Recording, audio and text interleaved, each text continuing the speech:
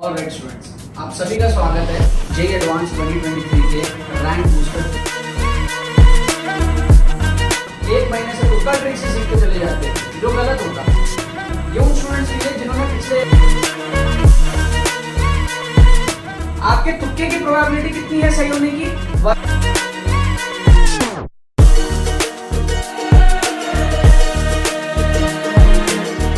IITians होते हैं, बनाए नहीं जाते। ये उनकी लाइन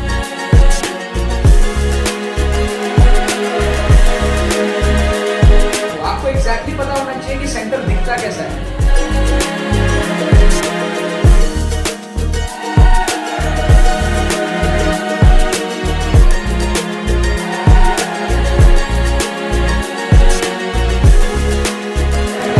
कि हम 10, 15 नंबर 20 नंबर कैसे हम बढ़ा लें, क्योंकि पढ़ के नहीं बढ़ सकता कम टाइम में। ठीक है, इतना कम टाइम अभी बचा। ऑलराइट स्टूडेंट्स, सो आप में से काफी सारे स्टूडेंट्स के मन में एक डर है और सवाल भी है कि can you still crack JEE advance 2023।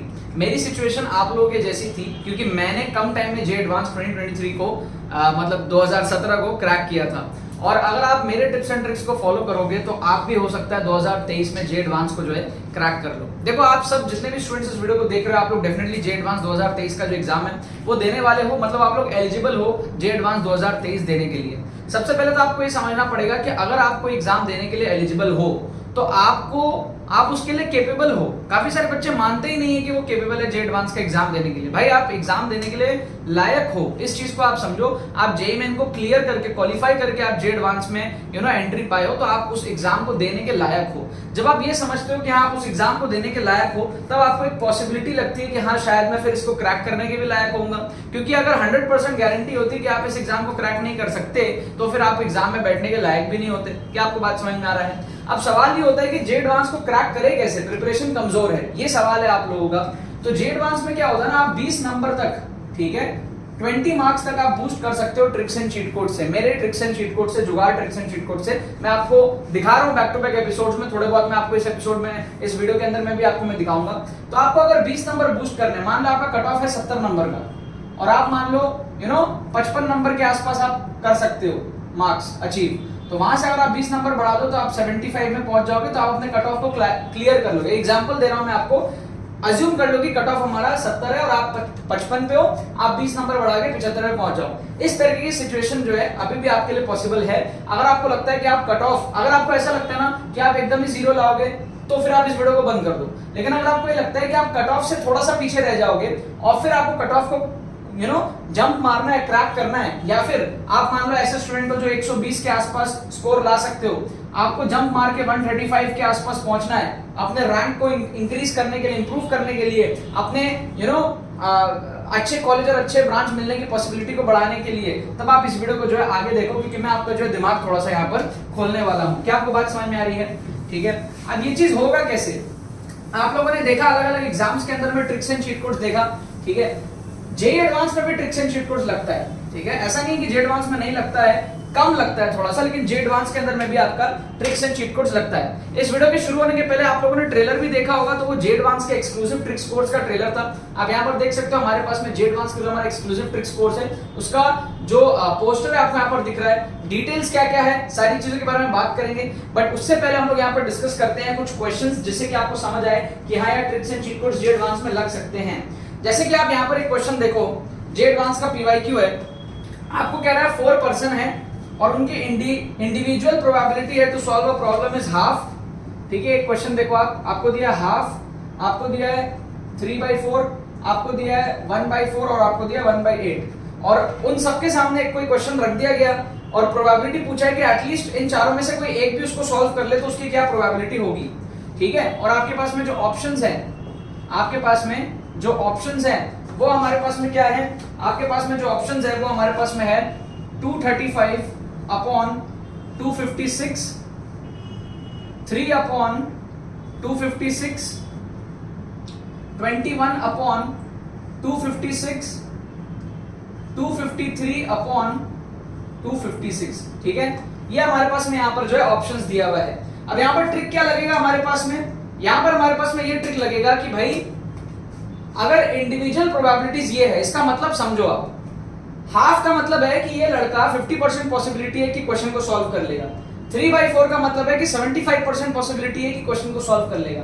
1/4 मतलब 25% पॉसिबिलिटी कि क्वेश्चन को सॉल्व कर लेगा। 1/8 मतलब कि 12.5% पॉसिबिलिटी क्वेश्चन को सॉल्व कर लेगा। तो एक बात बताओ, जब एक क्वेश्चन है और चारों को एक एक बार करके मौका मिल रहा है, तो चारों में से कोई एक ना एक तो सॉल्व कर ही लेगा ना, इसकी पॉसिबिलिटी हाई होगी ना।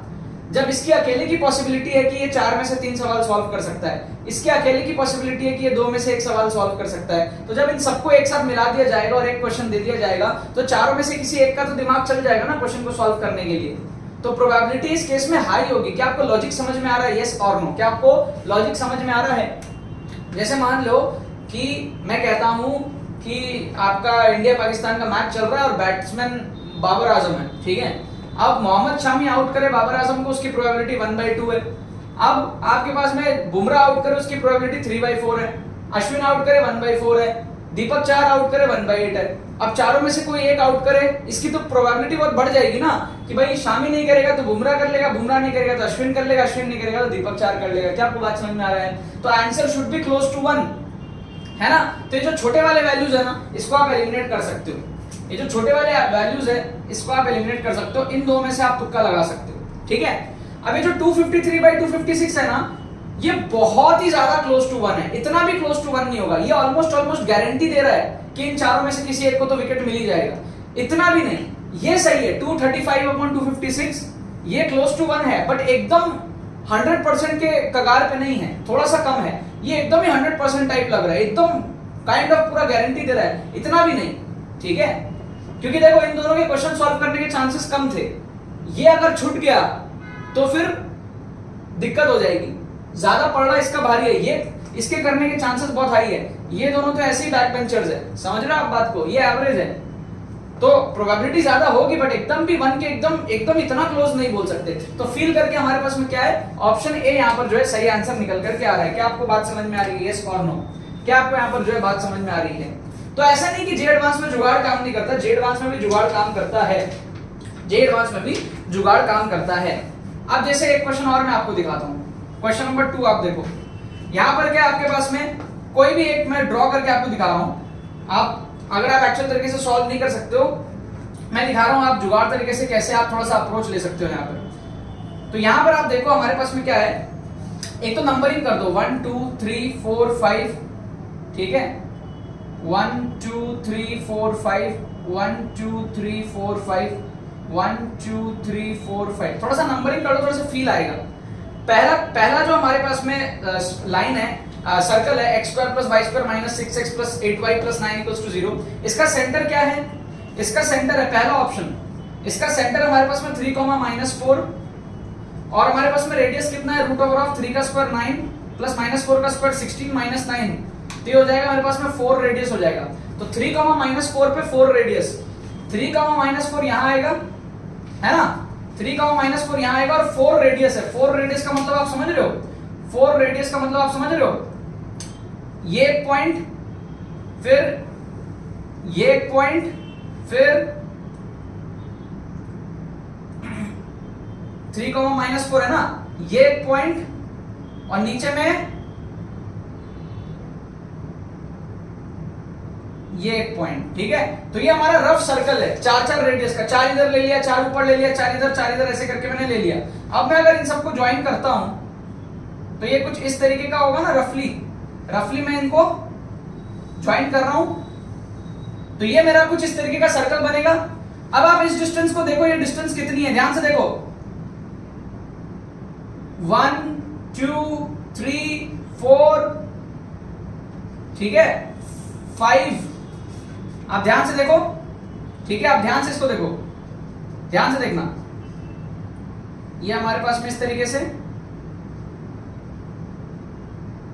ये हमारा 3, -4 पे था, राइट। 3, -4 पे 1 2 3 4 5 6 7 8, ये इधर, ठीक है। और ये हमारे पास में ये था इधर, और इसको हमने इस तरीके से जो है ज्वाइन किया था रफली, इसको हमने ऐसे ज्वाइन किया था। तो ये वाली जो हमारी लाइन है, ये देखो 5 के आसपास है, रफली हमारे पास में क्या है, 5 के आसपास है, राइट।